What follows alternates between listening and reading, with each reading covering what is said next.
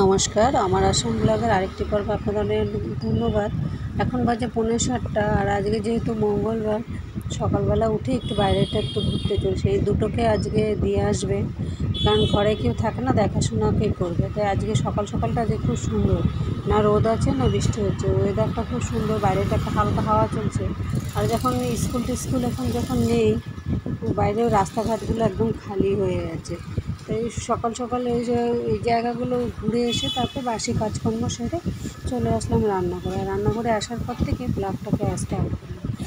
এই এখন আজকে তো রান্নার সকালের টিফিন হয়ে গেছে, জলখাবার এগুলো করে ফেলেছি।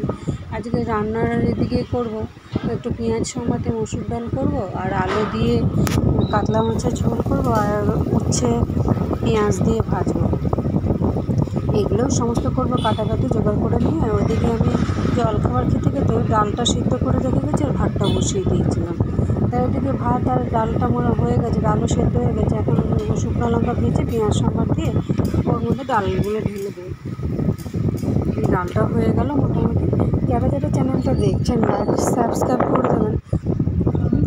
আর আমি যেহেতু আসাম থেকে করছি, আর আমার এই চ্যানেলটার নামও হচ্ছে আমার আসাম বলেই দেওয়া আছে।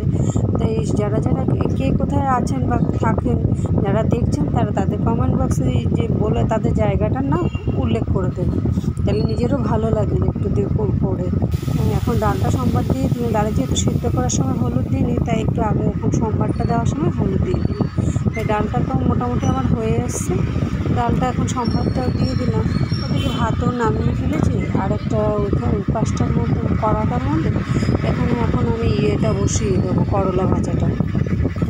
একসাথে দুটো করে নিতে হবে। আর এখন বাজে সকাল 10টার মতো, তাই এগুলো করে নিয়ে আমাকে আবার বেরোতে হবে টিউশনের জন্য। তাই সকালবেলাটা একটু খুবই তাড়াহুড়ো থাকে।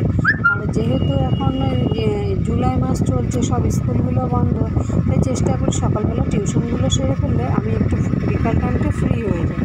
তাই ওইদিকে ডালও নামিয়ে ফেললাম, ভাতও হয়ে গেল, আর একদিকে উচ্ছে ভাজাটা চলছে। আর এখানে একটু সেদ্ধ ডাল রেখেছিলাম, এটা করে নামিয়ে ফেললাম গরম জল দিয়ে। তাই এখন আমি আলু দিয়ে কাতলা মাছের ঝোলটা করবো, তাই একটু পাঁচফোড়ন সম্বার দিয়ে আলুগুলো ভেজে নিলাম। নিয়ে এর মধ্যে এখন টমেটো গ্রেট করে দিয়ে দিলাম, আর আদা বাটা, আর একটু কোয়া রসুন ওর মধ্যে দিয়ে একটু হালকা কষিয়ে নিয়ে তার মধ্যে মশলা দেবো। এখনো মশলাটা দিইনি, খালি টমেটো বাটা এগুলো পেস্ট করা মশলাগুলো দিয়েছি। দিয়ে রান্না করতে সমস্ত সময়গুলোই চলে যায়। এখন সকালবেলাটা একটু তাড়াহুড়ো থাকে, তবে দুপুরের বেলাটা যেতে ঘরে ঢুকতে দুটো বেজে যায়। তাই রান্নাটা সেরে বেরিয়ে গেলে আমি সারাটা দিনের জন্য আমি ফ্রি হয়ে যাই। তাই রান্না সেরে না গেলে আমি আস্তে কোনো সময় হয়তো আধা ঘন্টা লেটও হয়ে যায়। কোনো সময় হয়তো ওরা খাবার জন্য বসে থাকলে তখন খাবারটা দিতে পারে। রান্নাটা থাকলে আমি দেরি হলেও যার মতো শেষে নিয়ে খেয়ে নিতে পারে। তাই হয়ে গেলে এখানে মোটামুটি আপনাদের সাথে কথা বলতে আমার মশলাগুলো কষিয়ে নিয়ে এর মধ্যে মাছের ঝোলটা কষানো হয়ে গেল।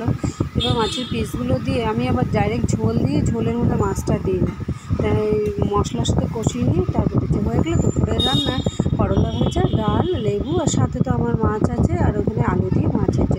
বাই যারা দেখছেন সবাই ভালো থাকুন। আমার চ্যানেলটাকে লাইক সাবস্ক্রাইব করে দেবেন।